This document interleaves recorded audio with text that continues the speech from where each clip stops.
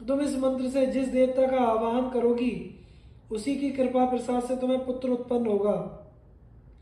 दुर्वासा ऋषि की बात सुनकर प्रथा को बड़ा कुतूहल हुआ। उसने एकांत में जाकर भगवान सूर्य का आवाहन किया। सूर्यदेव ने आकर तत्काल गर्भ स्थापन किया, जिससे उन्हीं के समान तेजस्वी कवच कुंडल पहने एक सर्वांग सुंदर बालक उत्पन्न हुआ।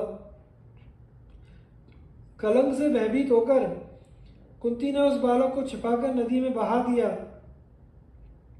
अधीरथ ने उसे निकाला और अपनी पत्नी राधा के पास ले जाकर उसे पुत्र बना लिया। उन दोनों ने उस बालक का नाम वसुषेण रखा। वही पीछे कर्ण के नाम से प्रसिद्ध हुआ। वह अस्त्र विद्या में बड़ा प्रवीण और वेदांगों का ज्ञाता हुआ। वह बड़ा उदार, सत्य, पराक्रमी और बुद्धिमान था। जिस समय वह जप करने के लिए बैठता उस समय ब्राह्मण उससे जो मांगते वही दे देता।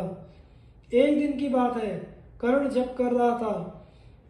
देवराज इंद्र सारी प्रजा और अपने पुत्र अर्जुन के हित के लिए ब्राह्मण का वेश धारण करके उसके पास आए।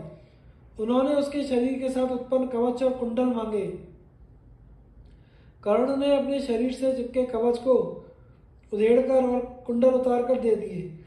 उसकी इस उदारता से प्रसन्न होकर इंद्र ने एक शक्ति दी और कहा, हे अजित, तुम यह शक्ति देवता, असुर, मनुष्य, गंधर्व, सर्प, राक्षस अथवा जिस किसी पर भी चलाओगे उसका तत्काल नाश हो जाएगा। तभी से वह कर्तन नाम से प्रसिद्ध हुआ। वह श्रेष्ठ योद्धा, दुर्योधन का मंत्री, सखा और श्रेष्ठ महापुरुष था। वह सूर्य के अंश से उत्पन्न हुआ था। देवादिदेव सनातन पुरुष नारायण भगवान के अंश से उत्पन्न वासुदेव श्री कृष्ण अवतीर्ण हुए। महाबली बलदेव जी शेष के अंश थे। सनत कुमार प्रद्युम्न हुए। यदुवंश में और भी बहुत से देवता मनुष्य के रूप में अवतीर्ण हुए थे।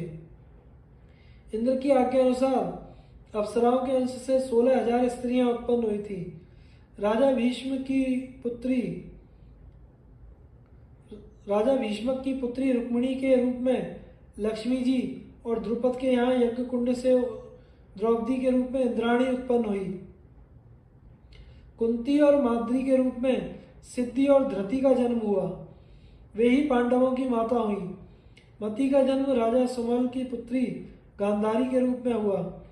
इस प्रकार देवता, असुर, गंधर्व, अप्सरा, राक्षस अपने अपने अंश से मनुष्य रूप में उत्पन्न हुए। दुष्यंत और शकुंतला का गांधर्व विवाह।